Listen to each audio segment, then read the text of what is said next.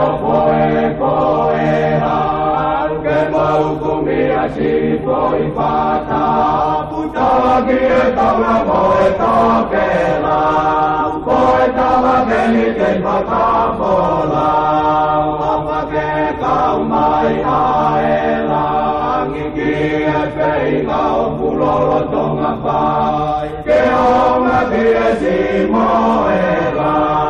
Tui alta hoa ke lauta wai, apa ke kaumai aela, ngiki e peina o kulolo tonga pai, ke aonga ke si moela, tui alta hoa ke lauta wai, ai tonga ke tua tue, ke pia i he, Kano kupalo kei tope, oku ke maru ai tarite. Kei maru ai lau, moi kutone, e makoe, o mae, kei to o mau a ene pule, kei to o mau a ene pule. Ai tonga ke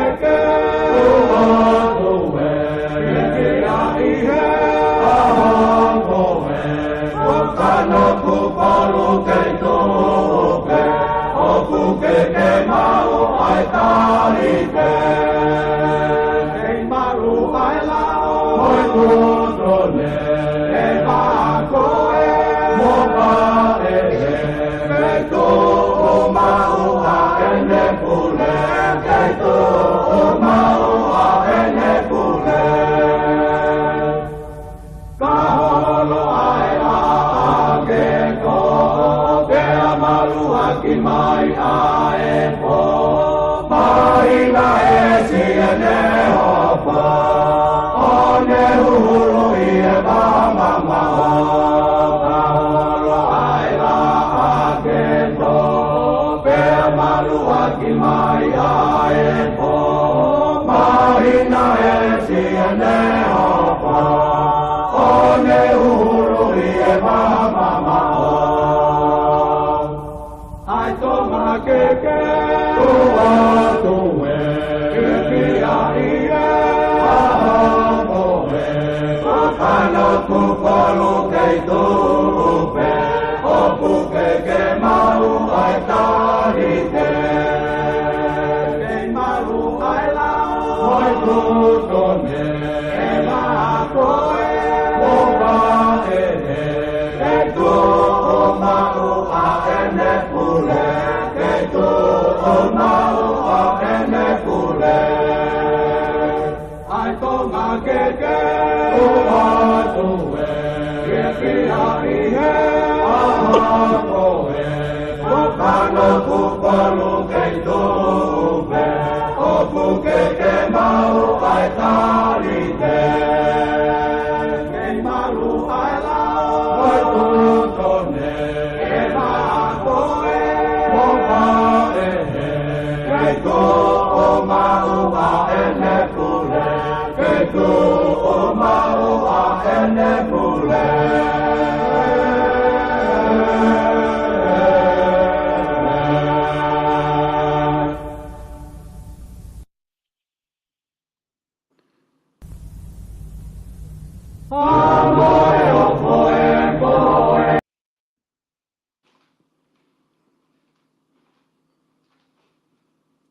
Kokori ke u hufa mo i he talamalo e whanua ka o mai ngahi talawhatapu kotope ku whakatapu atu pamihen talangata e te au o whaikitoa mamao ka ata mua e whainga maari e koini ke whahoko ata iho mo polokalama whikaua koia pia mo David Akau i he polokalama koia ku whakawe ngaki whatau mo aki koe conservative common sense ai koe polokalama whikaua aini ku ma whahoko pia mo David Akau ki he e tau prokalama pe ko atu taitari loto lerei, taitari loto fia, taitari loto mawhana ka teki motol ko toa pe o ku lava ke kau mai mo ki maua i he kamata prokalama ko ni i he fiafin, o kuai ai taitari loto fia ka teki motol. O ku whatawange pe kainga, o ku ongo lerei atu pe prokalamani, ke te ki motolu ko fea feitu ku lawa ke whanongoa pe te ke mata mai i he ata pe mo reo ke i he polokalamani o ku mawhataonga pe ku ongo re atu pe ke te ki motolu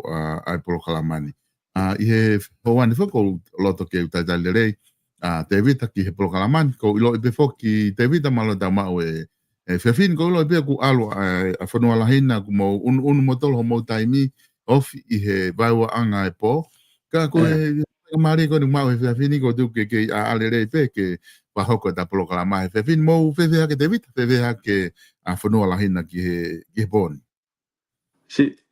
Malo mo rere tangata ko uho wawau, mo pataki mai tau ngā ue, ko mau sai pe solo ko ange ko lau mau ange pe ko lau ko taimi fokeni ko taimi no tonga talai ko he punake tau alta tolu ke vare po pe mafuri e kaniva. Mafuri kaniva, koe. Ko mafuri pe kaniva ku ia hono nanunga ke he ona, Ka mau whaafuafa pita whanuani whaamiri o kainga tonga he whanua koe ni nau whekuki pe mai mea tatau pe koe mau spring he taimini pe koe mea solo whakawhia taha ko te wakai koe ko kamata ke lanu mata ulu whanua ko ne lanu mata pe ulu whanua solo koe whakailonga e mo ui e whanua pe koe whakailonga o le rei ke atamai, le rei ke wakai, le rei ke hoto lau maari Koe mea pe kusai ai, te vita, ko hange ka lau foki mahino foki ki he taha kotoa, ko ne vārenga pe po ku mahino, ko taimi moho ia tangata, pe ko ne aloha ke hengi, taimi alholo e ka koe kakai unau kei, alutakai holo koe alholo e ka kai haa, i tonga foki he tau moho, ka ko muri foki ia amerikani, o koe kia hame pehe ia. O ku alholo pe kakai ia me he viafi aho. Koe fuke kai whanua ni solo, hange kai whanua New York, si solo 24/7 ni pe. 24/7, koe. Koe no sai pe ia koe ngā he ku, koe ke taimi mo ua e whanua pe, koe ki te ilonga rewa ai po urimo e ahu. Ku whiamaki pe kakai he ngā ue me ngā hifatongia ke he ke aho, pongpongi hake aho alo pe po uri te aho hake aho taha. O ku kai pika taimi ia e taofia, e? Te vita kou, o kou ilo pe kuai ai tokolahi kunau whetu taki mehe ta polokalama koe ni ko osi, whika olo aki. I he u whakaukau ma ngahi komeni whamawhana pito ko i ngā mahino e ka nau tolu koe kata polokalama campaign whare area tau. Ikai. Mama tau mi ai solo. Mama o mi ai. Koe whia kau pe ia he tālanga ko ta whia o mai pe ke hulu atu aki kasa e taha mea whahenga viu e taha ke lawa ke. E lahi u mea koe te nau sio ki ai. Panau ki nofo e peo whakahoa me ai. Pa i hene ke he rewa kunau na taki tala noa foki ki he whaunga, ke whaunga pure kutonga. Pea ku koe ni ho kunau tala mai ke, kunau kore mai ke te ki o atu mo e whakaukau koe ke whaia e tala noa. Ke mua ke alu ke he whaunga, ko loto pe ke o atu ka te koe, ko ilo i koe fuwike lahi e ni tonga, he sipoti. He sipoti o korisi. Ko ilo pe na e pe hoki taimi na ke lava pe hoki mamata mai ke sipoti. Ko au na maua uia he mea na u ngawa kana na totonu ke whakahoko holo taimi hanga uia teke takai holo ka tato te whita he ngahi a whainolo ka unofua uia o sio he ngahi whainolo mo mea hange pia ko tangutua uia i mala espoti mo ka umea he no mau koe au koe ke whakalata koe te sio ke he spoti mo mea koe whanau na te whea ngaho wakai ke lere spoti he tauni ngito whakahoke ngahi tau koe ni ko o si e te vita. Masi solo o ku mana tui pe tau taimina ye ki taimi koe me a whakaofo ofa moni solo e te wakai ki he tau tupo e whanua e nau whai mateaki nau whai mateaki he sipoti koe taimi koe ne tau whakakaunga tāmaki he mala e teu whai wā na ia i peho tau taimi ka ko ne alu ko ne taimi ki he ngai taimi na ki sipoti pe foki solo i atere te ala tu pe o to fai pe ki me tatau e ako malunga ria hona he foi tau pe ko ia Ka koe wakai ke sipoti he tauni lau marie rei. O kai foki ha me ia solo hao. O kai ha me hao ko me ko ke fanki manu wa takai holo he kai ke tau kauni e tau tolu solo ai whihawa aki. Te tau kauni mau pe solo ai rei pe. Ko te tau whikai pe ha whaunga ke holoki aki e whihawa aki ka te tau nofo taha pe ke rei taha pe solo. Whakaufofa solo si poti, whakaufofa e lau maari e si poti te sio ke whanau. Wai peki mea solo o ko wongoi o ko ahi i he tau whanau si poti.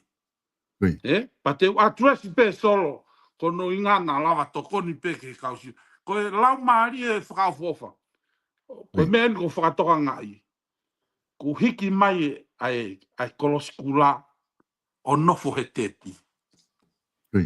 O nofo pehe tepi. Na kai kia mea pehe i he taimi o tau tolu solo. Aia koe ne hiki mai pe koloskula o nofo he vee tepi, o ku tala mai rewa e mea koe ia, o ku ikai ke mateu whakamānawa ai whanau sipoti. Ai koe ki mea ka pai aha tokoni, o kou tokoni ai solo. Ko ne hau koe koloskula nofo ai, o ku tala mai rewa, o ku iai, ko ne hau mai koe ki tahi nepe koe ki tamasi, tau mai peo mate mai ke te pio hiki ki tua. Nai kei ki ha molofia, nai asi, ka nai ha molofia ia solo i o tau taimi. Ai a rewa ku ne tala mai ka tau tolu, o kei ke mateu whakamānawa, ai whanau ke sipoti. Ita koe mea e ua. Uruaki, pe kulahi e u iveni ku ne kauai, pe o ku nou whakamānawa ai ne sipoti.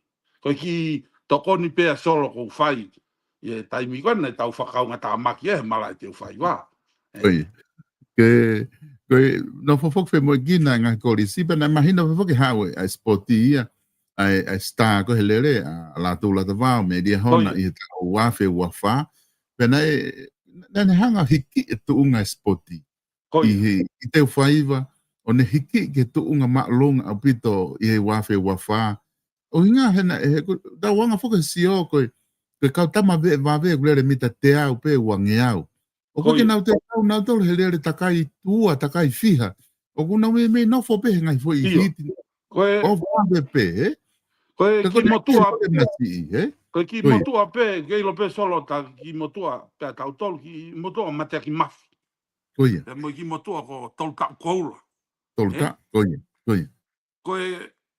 koe kuala whai koe ke olimpiki ho tau taimi ai koe kuala whai koe ke olimpiki sekoni hongo fulu sekoni hongo fulu mo poini na mauia he ongo i tama koe ni. Pea koe fo iveni pe tolu mo ongo rere fuka. Koe mo ongo rere fuka. Ai wai pe whanki mea o sio ki ai hange pe kou whamatala o ku hange ki ingari. Mao e fia mo mea ka kou sio koe ke i misa sipoti koe fo hiki mai pe koe kloskula nofo he VTP all day solo. O koe ku tano koe ni just once in a while. All day. Koe hau pe reka hiki mai ke koloskula. Hau pe reka hiki mai ke koloskula. Paku hange ka te une tala mai e ha mea ku ke hanga whakateu. Mahalo. Kai ke. Asa ke poke ta uni te vita ai tamakon koe e toko taha koe ni me toloa. Titari kolomau. Toi whakawhiawhia bita koe ngā koe Heko tau lot ko tonu ke wakai fo ke kakai ki ai ko mea whakawhiawhia ka lahi ai whanau o ku nau ve lelelelei o ta tau e pepe ko whe kolisi o kui ai au pito solo au pito o nia ki kai ke ngata hani takon ke spoti ka nau ka akapulu ka haha spoti ke o ku au au pito ve vave ia ke o spoti ke he pe ia ko mea whakawhiawhia tahani solo competition ko tawa ki tangata ko mea re ia so ai tawa ki tangata kawa I'm a big believer in competition tawa ki tangata kai tawa ki tangata i he merino Ai ko ne rei ta ia tau tangata merino ko ne au ko ne hiki ai re volo o sipoti mo fe au hiki o lunga. Hanga ko hu mai re ka ko na me ko tupo. Ai o mahino o ku ia tau tangata ka ko re volo ne teke ai ka u fa nau o to tupu ke re volo te re yang ai ki re ka ko loko te ke address he ko pa se ko ni ko nga ko re ka na ya o wa ko kristonga ki re ka ko ni me fe intermediate ko a tere a mausia solo ko even ni ko no fo here ka a he tolo ko mana to ke taimi uri mai mate ki mafi taimi heka mai mate ki mafi funga he tolo I tama me le hano ko pauria se whaka me lalo ho mau taimi matama tarere ko mo whaka fo ofa ai fomu ko reka ai ke o fa via pite so ulahi ka ore ka guna asfo o hang ko gi reka na ke o mai lo man isa ko ko mausia o ko ki ile ka me lia hona ko sane tupo me tolo ko sane tupo te vita mo fangi ka o ai me ka ore ka ngai alifo ki lalo itama ko mitseti me tonga site ko vria milang ki reka ia bito gitama Whakawhawha pito. Me mame a pito he nau tau sia ko ke nau alu ke nau lere hanko i tamakoni ko te vita utaka waka utaka kala me Waka utaka kala ko ngā kunau ke I iki hifo nau great ka e ai ngai timing ngai tau ka hoko mai kuna wofi hake me hoko tau fua foke ai wanga kakai fua foke ngai sporti ke he senior o te a upe ki ai ko great ia ko fai mea ko na nofo ko whakai me mea ko tau se to lahi a pito ko tamai fifine ma gita hine lere me ewa o ku fa pita na ore mo to lahi a pito fan kaure ka tau so atu e hoko ko ka haulere ia spoti tonga au tiu fa ia ta uni David ata foki mai mo ke ta polo kalama ko ange kona ku o te kamata o ku tokolahi ni ko na fitu taki mai o nga I he whamatala ko na ke whakahoko o ku ke o mai anga hi viu fo o whakakau he tala noa whakapolitikare ke ta proklama ulo aki pia ku nau mahu inga ia rewa ke nau kau mai mo o mai e nau request ko ni ke te o atu mo ke te I whakaloloto peho o whamatala I he whaunga pure hange ko ni ko pure anga whatu I whakonistu tone ko inga o tau toki whawhihoa naki whoki ai ki he pure anga whakate mo kalati hange ko ia kuke na ke hanga whakahoa ki ai ka te tuku atu mai mua te vita ka ke te ki tala noa whoki mai mua I he mahu inga ko ia ko inga hako os mahino pe ke kakai o kuke nau whohena I Amerika I he pure anga Republic whakate mo kalati ka nga o guai ho mo tau ke ilahi au pito I ho mo wanga I ho mo nofo he whonua pehe ka ino whakahoa ki he whaunga pure I ho tau ki whonua na tau tupu ai ko pure anga whakatui whakakonistu tone aia whoki ai ngai pure anga whokia te vida o pure anga whakatui o ngata pe ai ka guai tau ki make he tau pure anga whakatui tau tolu whakakonistu tone ko tu ko tahai ai make anga me fola anga ko au ka ke mai mo hau ki tala noa ki ai wai o mahu ingai ki tau ke pa tola ki pe mo malu ko tau pure anga ho tau faunga malo pito ua wawa solo kai ke toi whakatapu kai ke tui ki ai solo o ku teiki te ngau e pe solo whakatapu ko no inga solo kai ke toi whakatapu ai ai te pe te hufanga pe whakatapu ko takamua ku ke osi whai pe pui ange he mo me matanga whonua mo ho ke whonua ka ata ta polo kalamake ta hoko atu ko ke tui au ke whakatapu ko toi whakatapu au toi whakatapu hai ka toi huma hai toi foi whakatapu solo tape ko whaava pe ho tapangai pe ke whai whakatapu ko ku hu mai pe au pe atu pui ange he mo whakatapu ko takamua ka hoko atu whakaholo matanga pe te ta alu taki ai sai Solo ko fehui he guai pe mo uni na tohi mai ko me ani te tau pureanga vai ua. Tui. Ko kutari ki ai solo. Ka pau o kurerei e pureanga vai ua ki tonga. Ai tui mo koni su tone ai kakai. Pe tau aia. Pe kutui ki ai. Eh? Kutari no pe solo. Sai, aki eni solo. Te uloto peke whakama ala. He ula he laurea i he pehe tikteite he tui e mea kotoa pe. Solo. I lo i ho tau ataina kona i nusi la solo. Te whakamatalai pe ke osi ka pau foki he poini. I lo mo tau ataina i nusi lana. Mo tau ataina ko tau kainga tonga ku nofu asleria. O ku ke heia mo tau ataina Amerikani. Te mo tau ataina, ko tau ataina ko Amerikani solo. O ku fori nga tatau pe ia mo tau ataina tonga. Fori nga tatau solo, Pakapau te ke e whehu mai solo. Ko hai ke o tau ataina Nusila mo Australia mo tau ataina Amerika mo fori nga tatau mo tonga. I loi ho mo tau ataina solo i Nusila na e foaki atu. Foaki. Momo atu. Me he pure anga pure me Britania. Ko tau ataina mo tolu solo mo Australia ko e foaki. Foaki atu me Britania. Ilo e tau ataina no ke tau ataina. Ilo e tau ataina ko Amerikani mo tau ataina a tonga. Na e taui. Na i kai ke foaki solo ko e ke ia. Na e taui. Pea ko e taui solo o ku ringi e toto, o ku tafe toto, kai toki mau. Aia ko de ke ia solo e tui ko aku. Sai, te ulaki nofo i Amerika, o si ka patahiki a turewa ki tonga. Ko inga ke whakamatala i e pure ke mahino. Ilo e Amerikani, pure i e Britania. Tānak pe ma Britania. Mai o Motex.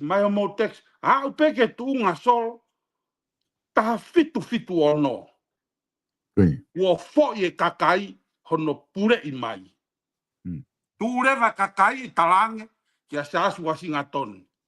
Tau. Nea unga fu pure malo ya Britania. Tu e kakai tanso. Sasu wasinga tonu. Tau. Koe aho ia ko gui koe Amerikani postoni koe Revolutionary War. Koe aho ia nei tau ia tu e tangata kotoa. Aia koe amendment hono ua ia a Amerikani. Ko pau ngofua ke to mea whana ai tangata kotoa pe. Hei kai ke tau toi pōpula tau tolu ki a foreign dictator. Aia ko au solo, whangape whakatapu, wai fu mea whana ako e ua solo. Wai fu sotkan yaku na e mai ho kau ngā mea. He is an FBI agent, ki moto o halan lolo hea ko si mama at. Mai ne mea whakata fu sotkan. Ko e ua ke wai fu tomi yaku solo o ku makasini ia. Mini te tolu solo o ku tata. O ku tuku pe ia, ko mea pene solo o lifiai, na mau he hoa, pe ane hanga e a puhi ia. Kai ke solo, o ku ngari whakaori talanoa ki ai solo. O kai ke ilifia Amerika ia hapureanga. He ko pe mai pe ke whakapopula i Amerika. E pe mai presidente Amerika amendment hono ua. Tu e tangata i whanua ko toa pe. Ala ke ne mea whana, mo e kausootia, to mo here peru huo kauvao, mo e hakalo, mo e huolanga, ko e tau ataina. E tafe toto ka tau maa. Sai, o se Amerika, tau hiki ki tonga. Ko e tau ataina koe na aina kua monu ia i whanua mo e kakai solo. Na e tānaki e tau whaahau tupo uluaki. Ai kaunaite o e aho ko ia. Pea nanau tau ai ongo tui e ua. Ko e tui tonga mo e tui hakatakala ua. Fufulu a velata osi. Pehe mai ke kolotau o pea. Osi atu mo kolotau o hure. Alu atu ki he lolo halai valu. Ko e mea nei whai e tau whahau nei tau i tau tope mo Amerikani. Na i kai ke foaki e tau ataina. Na e tau. Na e tafe toto pako pehere vasolo. Fehui. O huiai nai hale rei ke tuku e tui i loto. I he tau ataina e whonua. Ko au solo te utari io, hike nima mo mea kotoa ki o lunga. O kurerei, ke tuku e tui I loto, I he pure he whonua. He na e taui ai whonua, ringi mo toto ta whaamiri. Mo hou eiki, ka e toa mai ai tau ataina, o e pure, ai ongo wha tui koe, o wha utaha ki whonua ki he tui pēta. Pea ko ku tānoa ka ni solo ko tānoa loto tau ataina. Sai, te uhangarewa o mai ki he rerei, o kuai pe ai risk ka koe rerei en solo. I loi, tuku pea king tu pou ono I loto, ai tui ono I loto. O kou sa ia fuka he tui koe ni solo. Ulo aki, o ai ke ita. O kai koa tui iau, ita kovi. Ita anga rerei ka ita ofa. Ko no ingan solo, te whakatata, te utoa mai pia fisi. Hawa India, ko immigrant. Immigrant, foreign nation, now immigrant mai ki fisi. Fai pe e nau no fo I fisi. O hange tānoa koe ni solo, tānoa koe ki elefanite. Hua te elefanite koe ki ki te niti, pe atu ke motua. Ki unu atu kai mono atu pe hoku vae pe ta. Momoko me havili. Me moto, okay, humai, alaki tua po, alaki. Ila ngā ke pongpongi solo, no foi motua ia ana te niti tua, mohe ei tua, kai rie elefanite ia I loto. Koe mea kui koe ko invasion, mea tatau ne hoko ki fisi. Kai ke short and story, alu pe koe solo, o ngoi e fisi ia, e more ho nau whonua, ki e kau inkia. Tūrewa siana koe ko keno rampuka. Na ke mana tui solo whi mea koe ia, Pea mai pea o rampuka solo, ne ku e ia whonua, riu kawa e whonua. Te ke ia intia mo e nau pure ki tua, whakafoki mai a fisi, ki loto, o pure a fisi o au mai ki haon. Ta tau tau petonga, I loi e tui ono. Ke loi kapaku te tau te ke e tui solo. O tui o tonga, o pai kua tui anga kovi. Whakae haua. Ta pau nei whakae haua, maa maybe tapu pe mo e whare o tui. Maybe it's a good thing ke tau whenga ke te kei. Ka pau ne whakae haua ka kai hange ko iti a minimo mea. Tui ofa solo. Lo tonga pe ne ofa, ka loto tato ke te kei. I loi tukua king tu pou ono. Ko sai ai solo, I loi hingoa loto solo, ko tui ono. Paku sai au e tui ono, tukua tui ono I loto solo. He kono hingaen, ka wha tonga, ka ilo he ki e tui, e more hono kakai. Ke toi pōpura hono kakai ki a foreign nation, hange ko siaina, hange ko whe. Ko ne ngoi pe tui, te tau more, e tau ataina.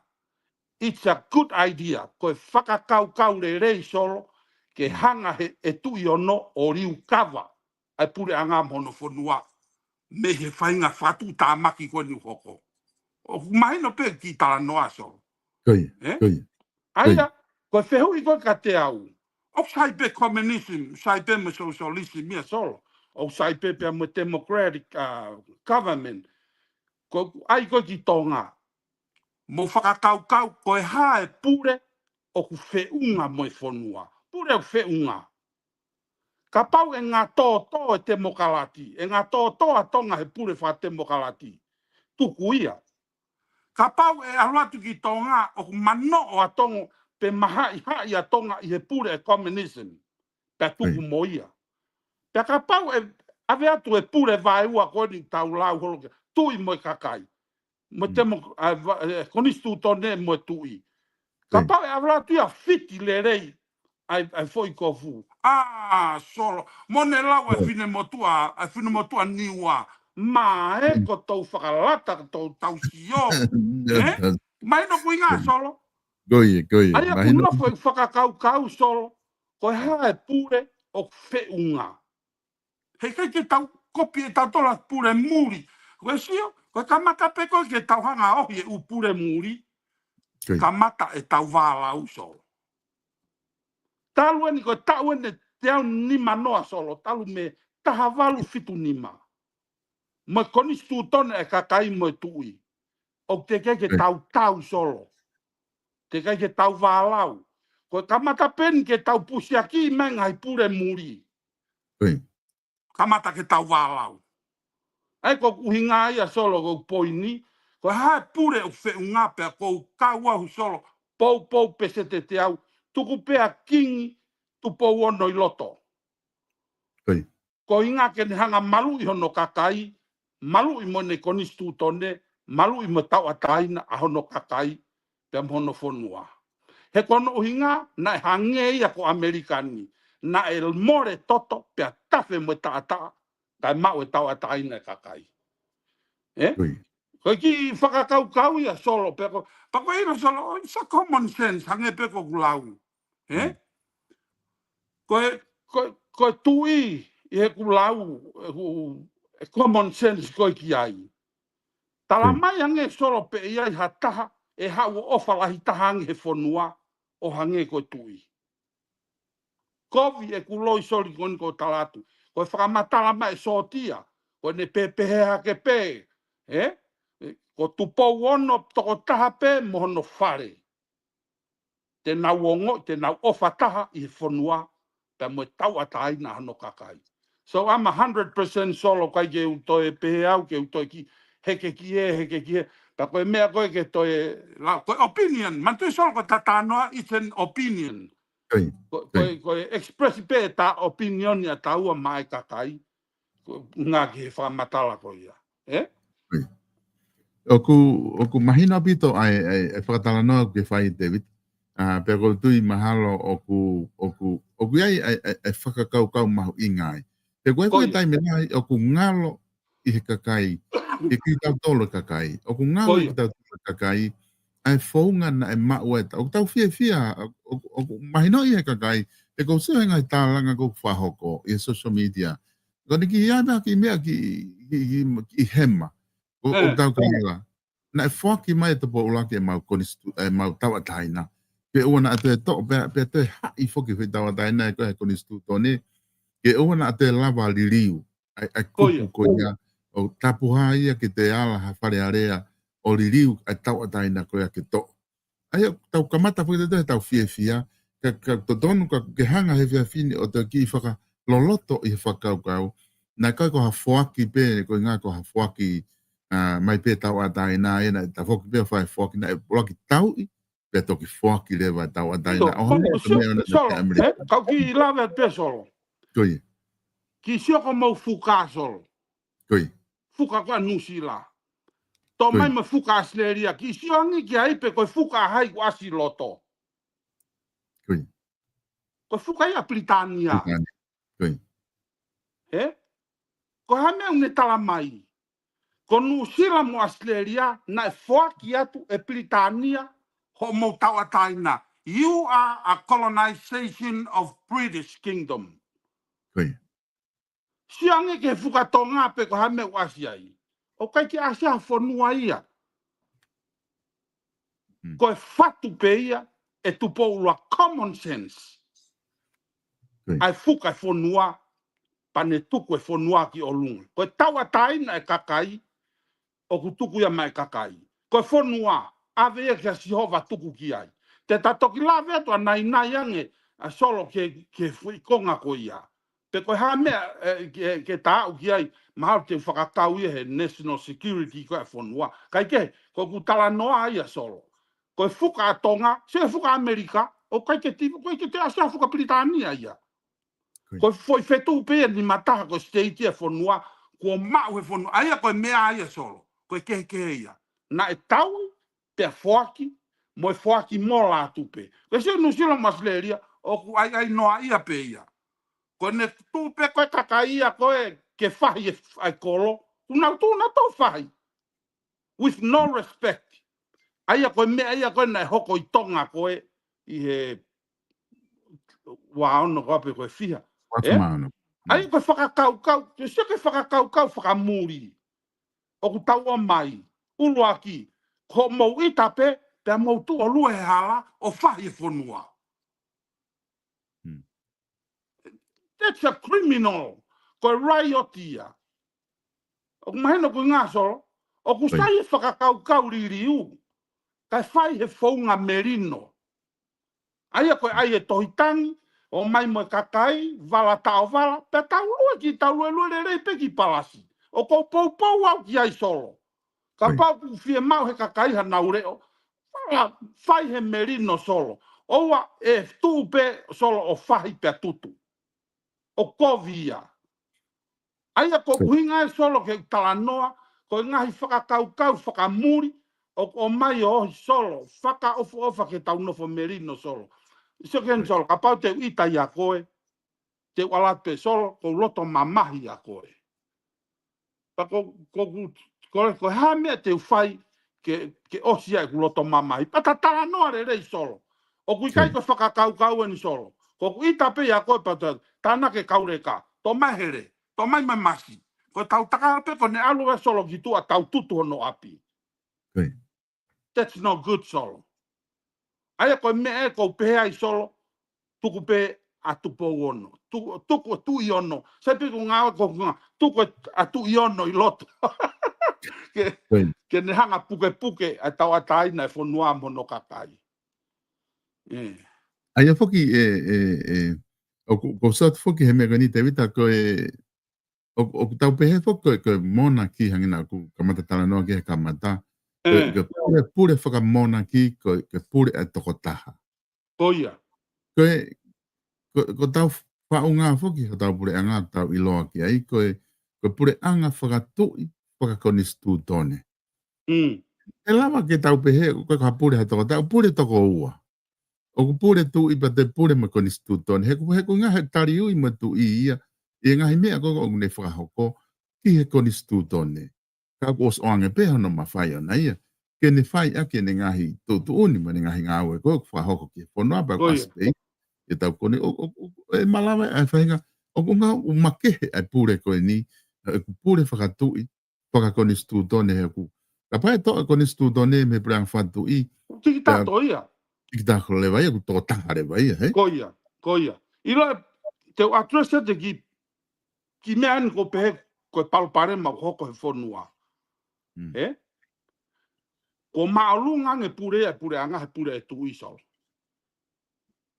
O to tonu ke compromise a balance of power. Ke aluhifa pure anga, ke nau mei revolo tatau pe mo pure e tui, pe hiki hake pe mo commoners. Ai common sense. Hiki hake mo pure e kakai, ke nau revolo. Sena tatala noa fo ke hui ko osi ke government bureaucracy. Ai au haea mai he kakai, mo tui, ai agent, kau agent koe ni, ai koe pure anga. Ke nau maa nofo i loto, ke nau hanga tiriva monu ia mai kakai e whanua. Hau pe koe agent ni ai loto, o nau build e nau tolo big government. Pehea ke pe koe ki big government ia, koe palpare mai tonga taimini, o maa o lunga nge pure anga, i e pure e tui. Pea koe taimi o hoko e whuirea koe corruption. Ai koe anga e kusio solo. O totan ke pālanis, hiki hake pure kakai, holoki fo me pure anga, ke nau revolo, pe nau hanga talanoai, ke na panga maari e nofo e pure e tolu. Kau ki, e solo. E taipe ke taki tānoa whakalau maari, whakalotu. Sai. Ko kui tānoa whakalotu pe solo, ai pe koe solo, na underestimate tātou lahi pe koe kia taki ilo ke wholofola. Ko kuinga tānoa koe ni solo, ke uhanga talatu, ai uhinga koe o e pure na e whatu pea me wholofola. Na e mohe Nebuchadnezzar misi. Tui koko Nebuchadnezzar. Misa Nebuchadnezzar kusio ke fu mea whakatātā. Na e ulu koula pea siriva e whata. O aluhifo, o au ke lolohi vae, na e fio ai u ka mea mo e kere. Fio e tu iho no whakakau. Pe ko hai hataha, tene lava liriu e misi in reality. O ware whanonga tāno, wai ki motua he pelu ko Nathaniela, ko e popula ia ki Papilone. Talange rewa he tui ka Nathaniela. O mai e ki motua, ke hauange whakamatalai e kumisi. Hau rewa ki motua talamai. e tui Nebuchadnezzar ko mea whakatātana ke sio ki ai o kune whakafofonga ia ngahi purei mamani superpower it's a division of superpower koi mamani pea e ke angerewa he tui aia koe haha o hinga ki ai tangi koe ulu koula ko koe ia e Papilone ai ko Papilone koe fuafua superpower ia i mamani tangi ko koe ulu pe hoko i ke fatafata o lawai o se Papilone felo o se felo mitia mo peasia fatafata o aluhifo au ki karisi Alexander the Great ai ko superpower ai na hanga fatu democracy pe hiki me ai ke Mongolians the Mong na aluhifo ke Mong aluhifo ke superpower karisi ko Mongolian na na rule na to ngai taulai pe aluhifo leva ke Roman Empire o se Roman Empire pataki leva Britania ki Britania o pure leva Britania pe aluhifo leva Britania aluhifo ke ngai fonua aluhifo ke lolohiva kalange leva mea ko lolohiva ko pure ia ngai pure anga ai kakai fatonga i solo ke foi ki is a prediction ya ka Nathaniela tang au ki ngahi aho e pure kakai mangahi pure anga ai lolo mixe umea mo kere palolo tonga ko solo ne fefeka e fu pure ko ya ku ta mai makaya me mo unga pena ta maka me mo unga ta kawai anima pana e teka maka ko ya pana ne lai ki ngahi pure ko toa pa whakatata rewa, koe maka koe nei tā me mo unga, koe ongo ngorere ia a kalaisi. Koe pure whakamui taha i he mama koe ni, solo. Koe pure a Sihova, mo ono mene ongo ngorere. Pa koe whehui rewa solo, koe ha ai ongo ngorere. Koe ha ai ongo ngorere a siasio kala, koe ha ai ongo ngorere a kalaisi. Toki hanga rewa e sione whakahahe motu ko pāti mosi.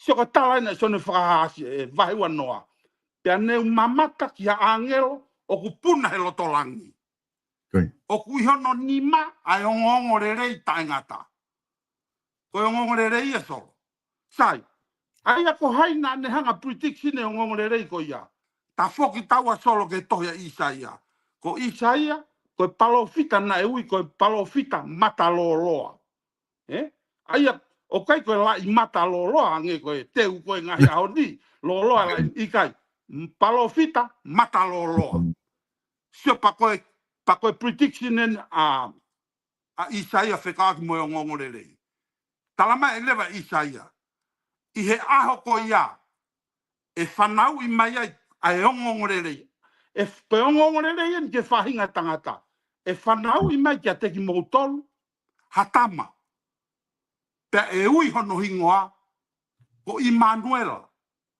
ko whakaafo ko e eiki o Merino me hako te vita ko e pure whakaosia solo pe ko si hanga he tui ono o hai e tu tō po uluaki o hai a tonga ki he pure whakamui taha ki he maka koe na tā me mounga pe ko hange ko lava ta lave ko a hiva ko a tāti solo leve malanga kai tau leve malanga kai fe solo ta ki lave ko ya ma ala ya to David foi tai ko fola ko du mau tango to sio ka nga ke mau fama opo moa ko ha me foki i famatala ku ke fai ka ka me mau inga ke te au he fanong ko famatala na foka po ka me i ku ke tala no foki ke pure anga kakai e pure anga fa o si e au ke ngai a fa o si tu po ke e pure anga kakai ko na to e pure pe time na ke tala no foki ke hange na ke pehe foki ke ngai a honi ke bakai ki tonga hange maalunga nge ai pure anga i he tui so oi pa mea ko ni solo ko tātonga ton pe it's behind the scene o kai ki asi mai ki tua oi the real reality o pure anga solo o ko maalunga nge pure tui trust me solo ko talati pe kia O pare mau hoko ki tonga taimini, the government is too big. The bureaucracy it's too big. Kuwhenga ke palanisi, holoki big government. Pea fusi hake mo common sense. Ai common value koe, a tau tolu koe nungui koe koe tua. Fusi hake mo tau tolu, ke tau na panga maari. Koe, whanonga mai solo kau talati ki tānoa koe ni. Koe taimi koe solo, koe ku motua hu tau kete. No pere veha. Ka pau e hu hataanga ki he set CEO. Ku pau ke fōu ia ia no pere veha. Ke ne sivi o si patongo fua ke tāhere ti o. Ala tu rewa ki taanga i motua ko nau saimone. Koe konga ne taanga solo. Taanga nau saimone. Koe konga taanga. Koe pupunga lo se i he tawhenga vai o taimi. Au hia ne ofa u whakapalo vitenisi. Taanga rewa e no pere vehala. E nau saimone. Hamea kuke hangai o whakahuafa tau whaahau koe pupunga lo se. Utala e ngai kakala e ke whanua. Ai vunga pia moe ahi. Koe hei lala, koe langa kari. Ka ke tō mai koe fu kakala muri. Koe pupunga lose, o ke hanga whakahuafa ake tau whaahau. Seke tari a nau saimone masi e solo. Tange nau saimone. Koe taimi koe na luluku ai e tui. A tau whaahau. O ne tari e lotu whakaristiane.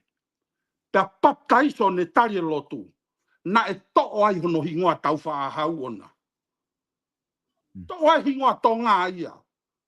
Toa ia kai whakakakala a kia kakala muri, o to'o e tau whaahau, kai paptaiso o ne tari e lotu, pea ai kia hingoa ia, huafa ia, tapu pepe moene a fio, ko king si haosi. Ko huinga e pupunga lo se. Ko king si haosi. Ko hinga he kunehanga, mau e tau ataina e whanua, pea ne whakakerevi a ki e ia, ai kakai e whanua, ai lotu a kalaisi, o ne tuko e whanua ki langi.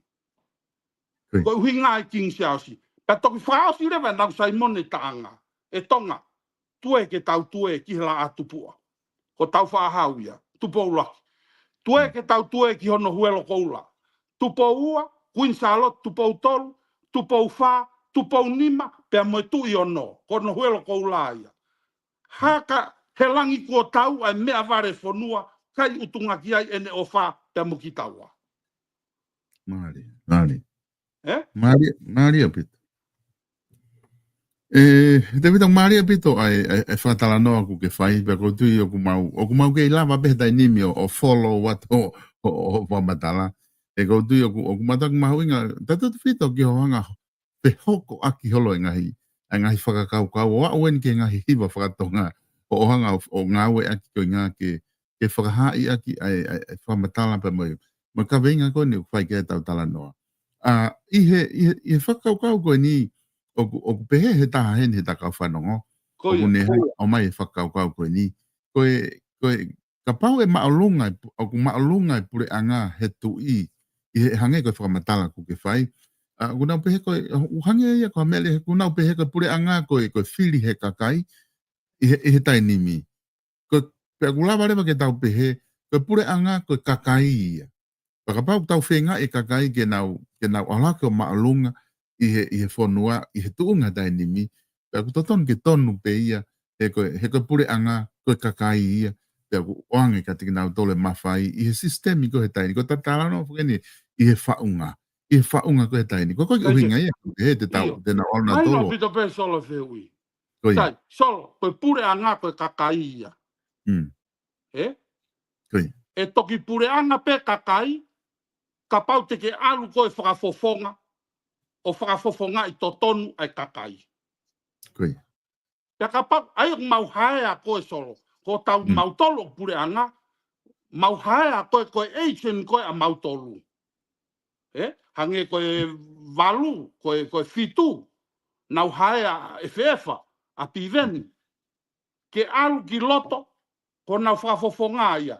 Aia ko piveni, o kuia piveni ko government bureaucrats, agent. e toki tonu pe ne ngā ue o ka pau hange ko taimini o ofa pi veni kakai. Koi. Taka pau le vai ava te tau e chene a tau tolu o aluia whangota pe maana.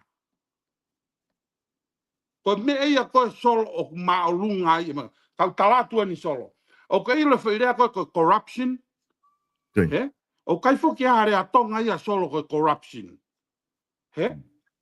Kono ngā au aki pia nei e tonga ke tonga nais. Ke tonga nais aki ke ririu pe me whapalangi o tonga nais o hoko koe. Aia koe corruption whapalang, corruption whatonga. Ila whatonga koe solo ke whairea koe corruption. E whatonga. Koe kākā. Koi. Koe kākā solo. O totonu ke whai mo address e whai mea ia koe ia solo ke mahino ke ongo i he kakai corruption pe koe kakai kākā o ku kovi e nau ngā ue o whai. Hange koe ni solo. Ko uhila me langi whasi. Ko ia aku Palestini, mahalo Palestini i he anti-corruption koe Pasifiki. Departmenti ko ia. Aia te upehe. Ko uhila me langi whasi, a pingi, tape me korismua. Ko ia aku Palestini i he Department of Anti-Corruption i he Pasifiki. O te aia solo. Pe, ko uhila me langi whasi, ko ia aku Palestini i he Department whakawhe paki ai kākā. Ki mahino ku inga solo. Mahino. O mahino. Aia ka pau e pehe. Ko tu iau solo e kai ke toi maulunga pure ia e kau agent. Ai ko tari solo io ko tau tolu e pure anga. Tau hae atu e tau tolu e agent ke alu ki loto pe tau nofo tau tolu he alu tu vaha pe mea ko toa pe. Mahino ku inga solo O whampe solo e ki taria te ki whehui ko ea whamore mo. O mahina pito e whatara noa ke whai David. Ko tō whuke e tau konis tūtone. O kulani whuke whakawhekiki he tai nimi i whakawhekiki he ongo whaunga. Te mokalati, te mo whaunga koni o tau tōlprang whatu i whakakonis tūtone. Ka pau te tau sio whakalere ki tau konis tūtone. Mo whaunga he tai nimi. O kulani a pito ai ngahi elementi whakatemo kālati, oku I loto pe ai. Ko tau toton freedom of speech, ko toton ko elementi whakatemo kālati. Iyo. Freedom to vote, ko ke whiri, ko mea whaka, e tau ko vote whiri whare area, ko elementi whakatemo, ko tau ataina, ko hak, tau ataina ke te rea, mo te pulusi, mo te tohi, ko ngai elementi whakatemo kālati, ko ngai wahe ko ne mawhai, ko ai pure anga ko ho e ko whare area pe mo e whamau anga. Ko ngahi mawahi ko separation of powers ko elementi whatem. Ko inga o ku malawa le rei. O ku malawa le rei I he tau konis tūtone o mai ngahi elementi whatemo kālati. O ku le rei pe whiunga I tonga. O tuku he tau konis tūtone. Ka tau kei pure anga whatu I whakakonis tūtone pe ki tau tolu ia. Te koe e ta whaaki e taha David. O kunau tamena doluia ke tau tokanga he te mokalati ke fuha ke fu lofi me ha fu mo ni be ia kwai ngai elementi te mokalati o tau silo ipe me kana ha ko si toa mo me koia ka nga ka ne tu ko ia o ku I loto pe ai me fa te mokalati ai ka fehu en ko o glot ke atu ka te koe I ene pe here o ko si loto pe me fa te mokalati I he tau konis tūtone, I he tau pureanga whatu I whakonis tūtone. Ko whehui o heni. Ka pau iyo. E te kau kohanga tuatu ka koe konga ulaki ko ia ke sionge ki ai I hene tuu. O whia mau ke tau kei wahe ai ongo whaunga pure ke tau pehe pure whakatu I whakademokalati versus pureanga whakatu I whakonis tūtone versus democracy. O kei whia mau e whainga whakau frame of mind ke ia ke whai. Na talave foki solo e tau kosifa, ma me peso ka whenke tari atu ai whehui. Na talave foki hui kosi solo ki e pena e hau whakaku e te mokalati ki tonga. Koia. Solo, o ke ilo te mokalati is a western style civilization. Koia. Ko civilize whakawe site. He? Oi. Ko haina ne o mai ki tonga. Na e taria sa supaulaki. Ah, koe solo aina o lau atu. Ila taimina e luluku ai a tui. Whatonga e tala noa solo.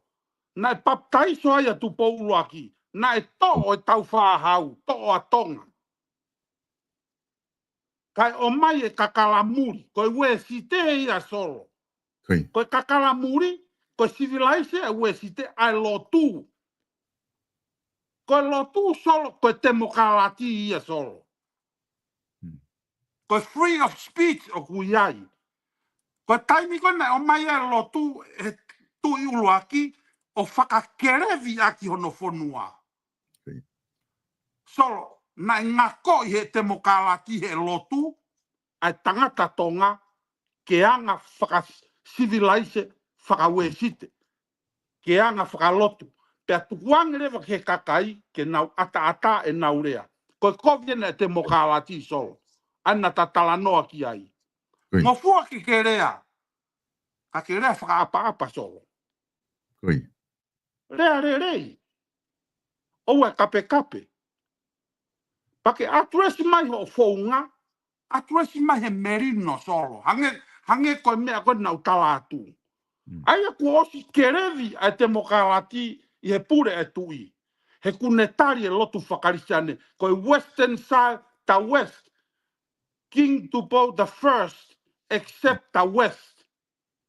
Ke whakakerevi aki ai moui ai tonga. Which is a great thing. Koe kovi en solo. Koe ku alu ko taki koe. Ngo fua ke wala tore atu ka koe ka solo fa more ko loto mamahi. O ai fai mea koe ni solo. Solo hu mai ke Facebooka. Whakaava hake ki ai. Nai ha solo koe ne tamai nai ha koe kovia solo. Oi. Kovia. Tukuia. Kovia. Pakapau waha tahai e whai pehe mai ka au mo koe solo. Ai e koe ke lahi. O ku lahi ang e takataki a taua solo. Oi. O ku mahina kuhinga, ilo i solo te tate mea koe ni. More taimi o i pure anga. More taimi e wharearea. More he tauaki taaki. More koe ta, solo ilo e wharearea aho ni. Ai pure anga aho ni, koe nau mea whai ko tu. Point finger. Point finger. Whanau mai solo au tātu. Ke ilo hiki whanua, mo hiki pure anga. O kai ke toi point finger ia. O ku toa mai e whakamore, pe atresi mo e kovina e whai, pe ave ke he lao, ke whai toa whakalao, pataulanga whanua. Oi. Koe parapare mai a te mokalati solo. Koe point finger. Pakapau e o mai e common denominator o e tala whanua. Ko hiki whanua mo hiki pure anga solo, o kai ke toi fie mau ke toi hau ko point finger. Aia koe kau whiri.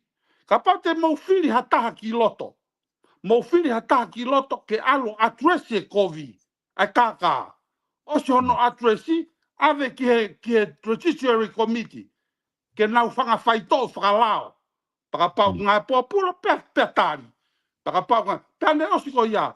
Pia whakamore, pia ke ofa ki ho whiri, pataulanga whanua. Ko kuhinga ia ke kovi ko te mokalati. Sai e te mokalati, o stari e sastupo loakia, ai west. Ie ne paptai soko lotu ia. O ke seke lotu na lanu haa solo. Lan pulu.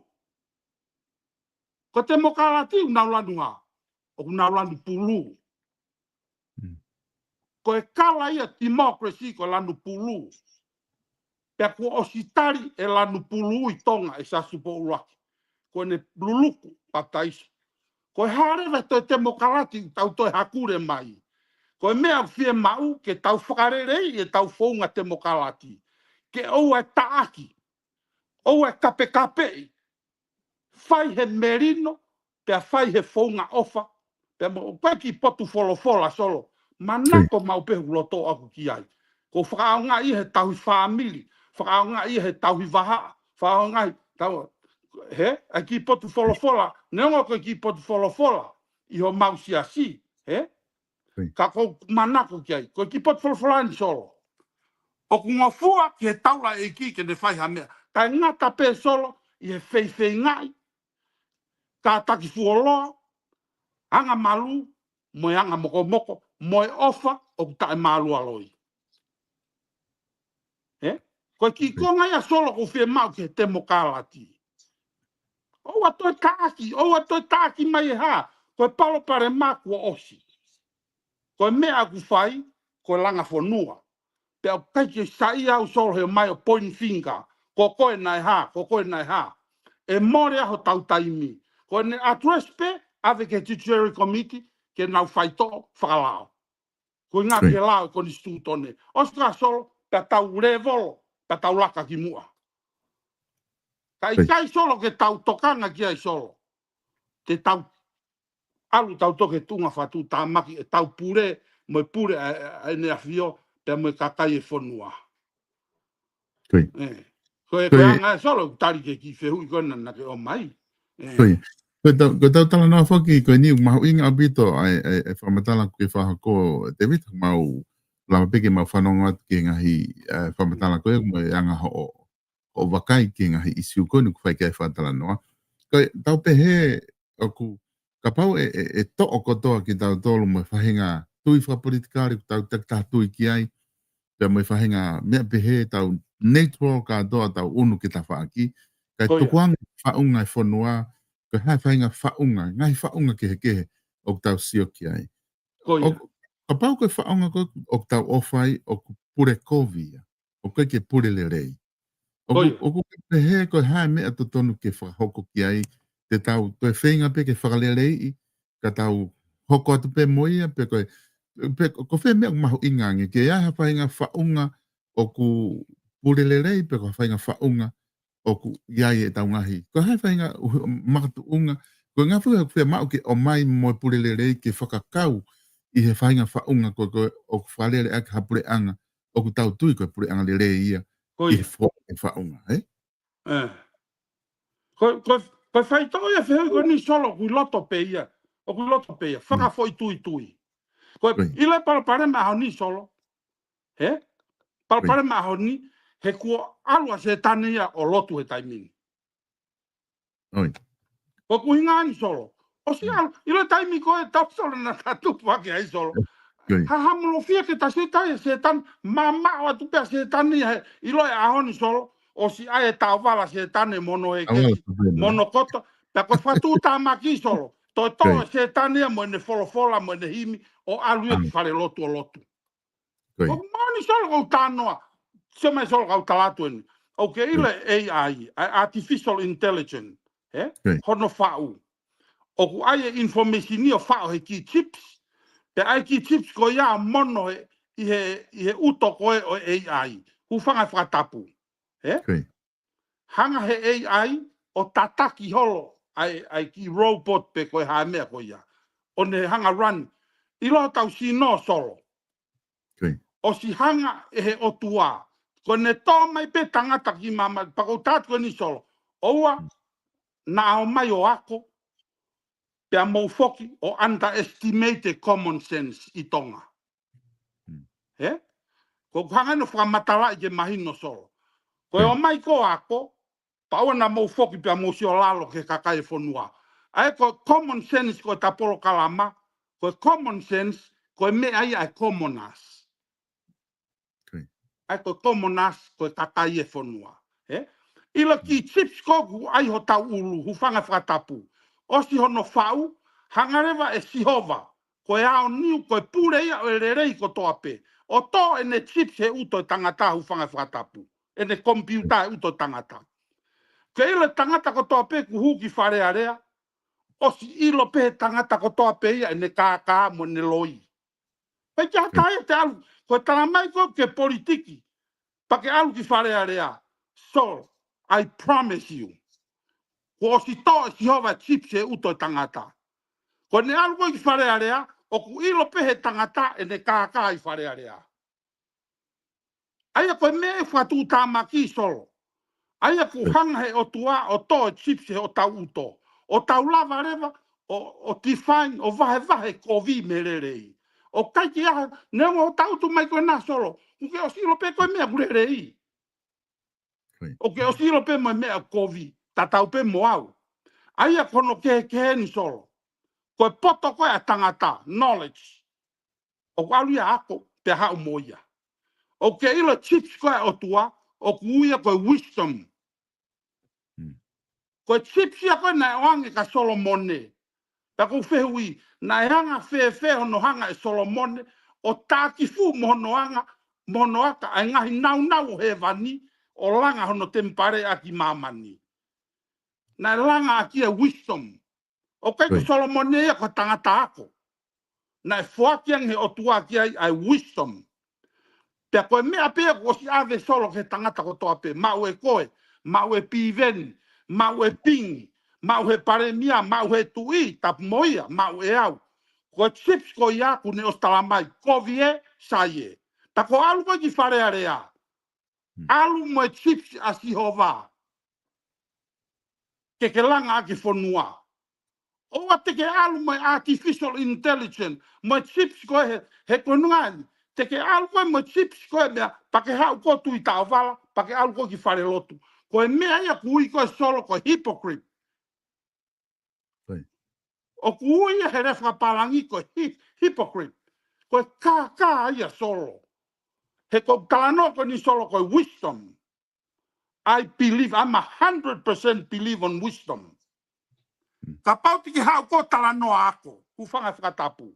O whakaari ako mai. Kau kai ke rei hono fua, tuku ia solo kovia. Sai te solo que tat i manga i rewa whakalau maari he kuifo, sai. Whehu e kau wharesi.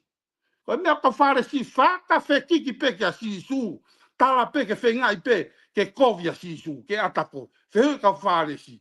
Talange rewa. Koe ha a kau tolu e whai ke tau ilo iai ai a kau rerei. O ka sia ke tari a sisu solo, tang e solo. Ka pau te ke ilo e akau, te ke tala ai akau rerei, me hano fua rerei. Ka pau kia fua akau rerei, te ne whanau i mai fua oku rerei. Te ka pau kia fua akau oku kovi, pa te ne whanau i mai fua oku kovi. Ko ilo whakalangi ia solo, ko wisdom ia. Sai, toi whehu ia te kau wharesi, talangi rewa he wharesi. Paku wherewa la e utu tau. Sio ke la e utu tau e wisdom. Tange he utu tau. La e utu tau. Ka pau te ke tō manioke. A manaki ke kai manioke. Ka pau te ke tō ufi, pa ke utu ai ufi. Ko ne ka ani solo. Alu ko tō hopa, pa ke alu ko utu ufi. Talama yang e solo pe koe haia. Koe mea ia solo ko ulau koe au koe wisdom. Aia ko tau atamai, koe whakafofonga ko toa pe, o ku alu ki loto. Ave chips a si hova ngā ue aki.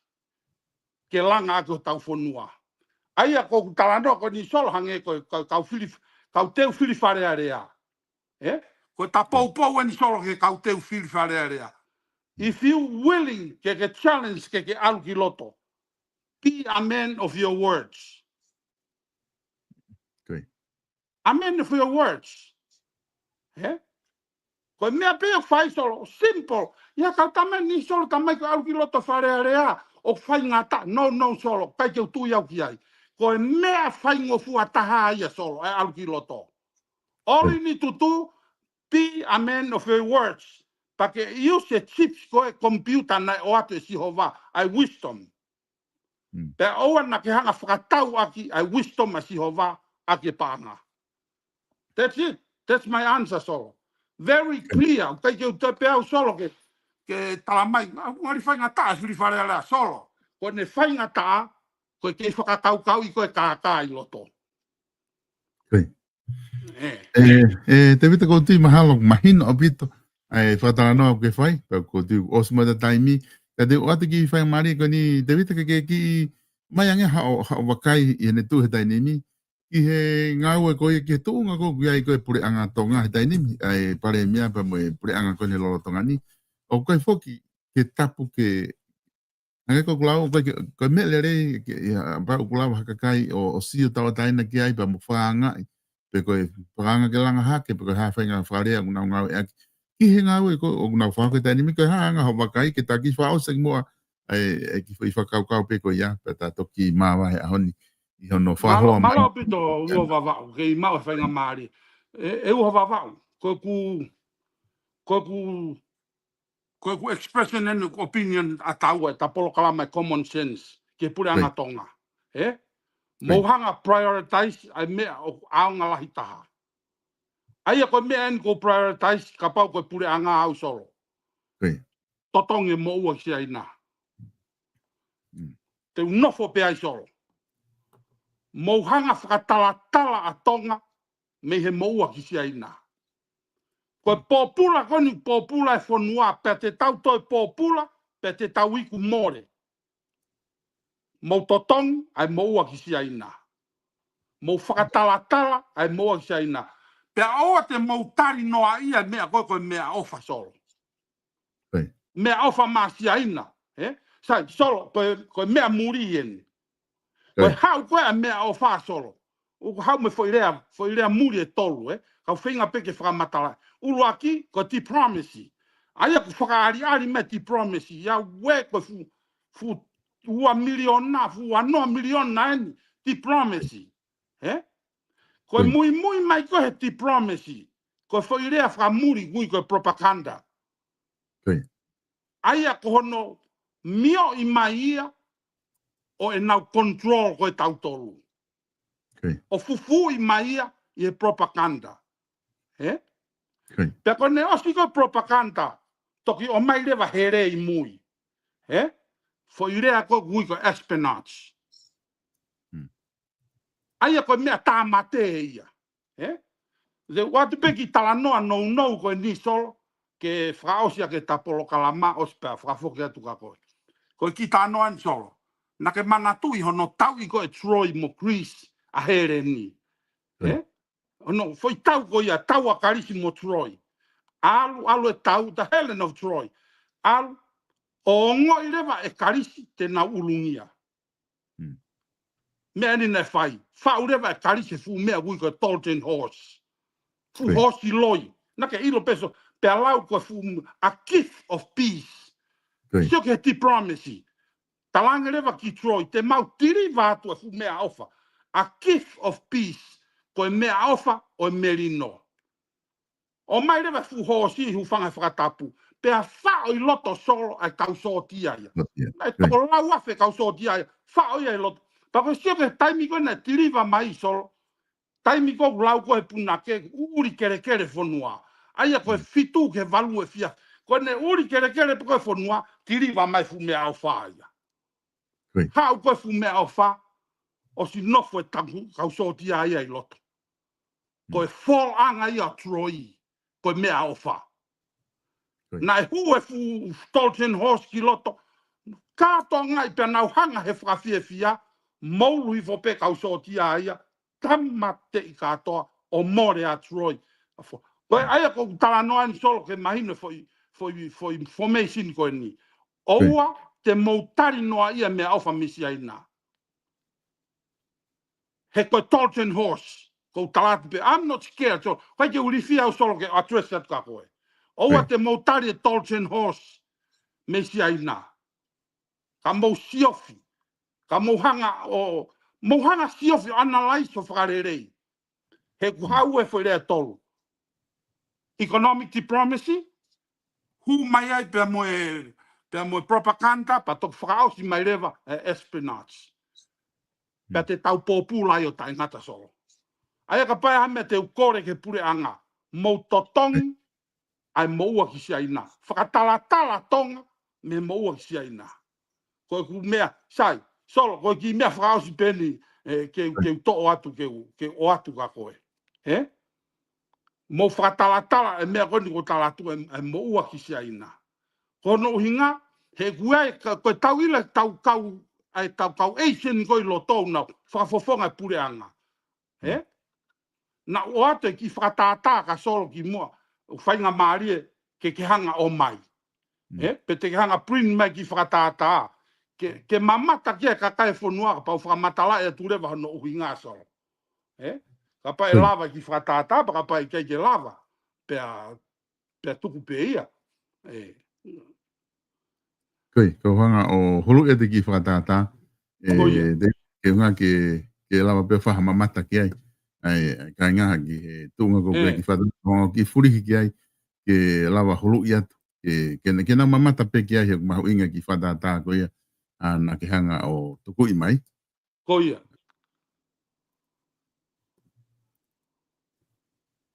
Ki se kon pe hata furi koe. Iyo. Malo sol, ai wakai mai pe e ka inga, mo wakai mai ke ki whakatata koe ni. Malo sol, saia. Ai a koku hinga ani solo. I loe tau kau whare area i tonga. O kai koe katoa. Ai kau eisen koe ko tau whiri ki loto ke kau government bureaucracy. Ke na hanga whafufunga i tau tolu. O kuiai e konga iai solo. Te uia e au koe Tongan Chinese, koe Chinese Tongan political puppet. Tongan political Chinese puppet. Kono uhinga ni solo, te uhanga whakatongai, koe whangaki hosi toho, kua osi whakapiti e pureanga si aina aki e paanga. Koe palopare mai a tonga he taimini. Ai te utalatu, ai ko te tatoki alu ki ai ke National Security e tapolokalama hoko solo. Ka koe anga pe ia whakakaukau, manutui solo, more ke mama hau whain koe whihi a hataha. Ko address pe ko tapolo kalama ko ta express e ta opinion mai ka kai fonua ke na fili fra poto pe na fai aki e na ofa fonua pe na siolo pe na siolo matalolo o hange ko prediction ko a Isaia so te fraus ya toi pepe fra foka te taimi ya ko mafua sika e mafi me yo no mala mai kalofiama mahiki hange ha pupunga matariki i he otu kaweinga. One huhulu e whanua. Pea mafua ia he pure anga tonga. Mea sasu po ula. Pea talarewa he puna ke solo. Seuke he kua kaia e manu vai i he whangota e luruta.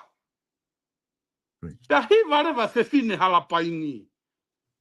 Hiva se fine halapaini one hiva aki e reo lahi. Pea ne pehe se fine halapaini. Mau penai. Penai. Fie lau he koe ngatu vai e whakula. E so, o ko ofatu au pito ke kakai whanua. O more ke mama ana kuia hatala ko hatala laku. Pe ko hawhinga. Koe haere i taha te tau luku mai kakai whanua. Pe tau ofa tau tui. Ofa tau kakai. Pe tau, koe lo solo ai moua koe ni e whanua. He solo, te upalo mesi atu ka solo. Ka koe solo. Te ulava pe o mai, o ka whataha, ai whai gawe i kou la. Mo common denominator ko tonga. Ke tāna kia ki hapaanga, te utotongi pe mo ua he tau pe wha. Te tahanga e taua solo o pilde mo tolo. Pe ton ke whahingoa, pe koe ngāwe ko ni solo tai totongi pe. Ton ki aha department ni ai tonga ko department, ui ko Tongan Department of National Debt. Hanga taha pe ke mo ua. Pa te ulawa peo solo ke tao ngā ue tai totongi. Te tahanga e taua pilde mo tolo, pa kai koe pilde me software, pilde me quantum computer solo. Pa te talawa pe taua o ngā ue aki ofa whanua. Pea moe whakaapa, moe mamahi mea, moe tauhi wahaa. Te talawa pe taua solo ngā ue aki ia, ke totongi ake moua ki siaina. Tui mai kao solo. O keilo solo, o koe mea i he tapolo kalamate ta address e taua ke kakai whanua. O kou tui au ki ai solo. Nothing impossible. Koe mafu koe tonga, nothing impossible. Ule mafu e tonga, o kulaka i he mounga, o kuia koe tonga, o mounga ki ono loto. Koe ne pepe tonga solo ke osi e moua koe ni, osi a solo. Ta ko palo mesi a tuai, there's nothing impossible.